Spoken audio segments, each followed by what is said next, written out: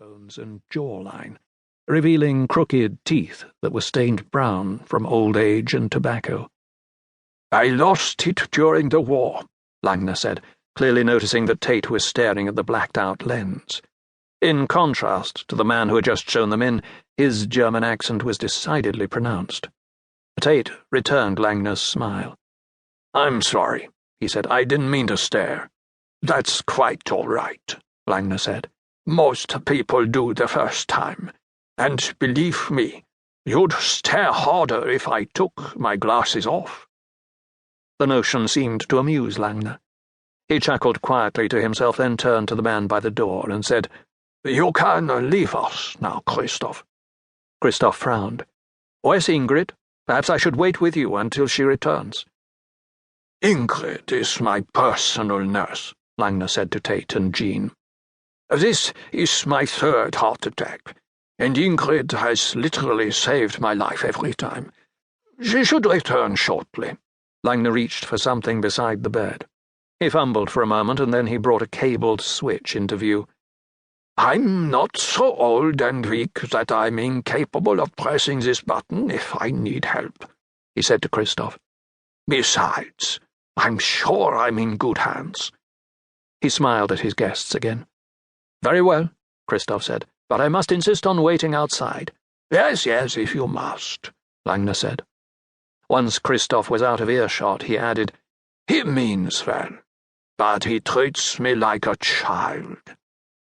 Tayte just smiled, and realizing that he was still holding his briefcase, he put it down by the side of the bed and pulled 2 chairs closer so that he and Jean could sit down. As he did so, he wondered why such chair manufacturers didn't make them wider. Maybe then he wouldn't have to push the arms down so hard just to get up again. "Now, Mr. Tayte," Langner said once they had settled, "I feel I must apologize to you for not being able to see you sooner." "That's perfectly understandable," Tayte said. "I'm just glad to have the opportunity now."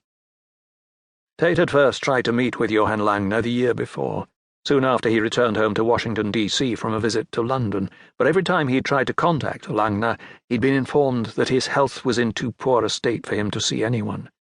That is, until recently. "Very well," Langner said. "Now, you mentioned in your letter that you believe I can help you to find your birth parents." Tayte drew a deep breath and held on to it as he thought through the implications of that simple statement. For now at least he felt that all the failed research he had conducted into his own family history over the years really came down to this man and what he may or may not be able to tell him.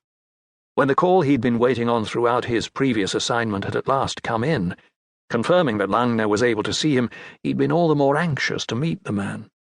He reached inside his jacket and pulled out the photograph his mother had left for him when she'd abandoned him in Mexico 40 years ago, when he was just a few months old.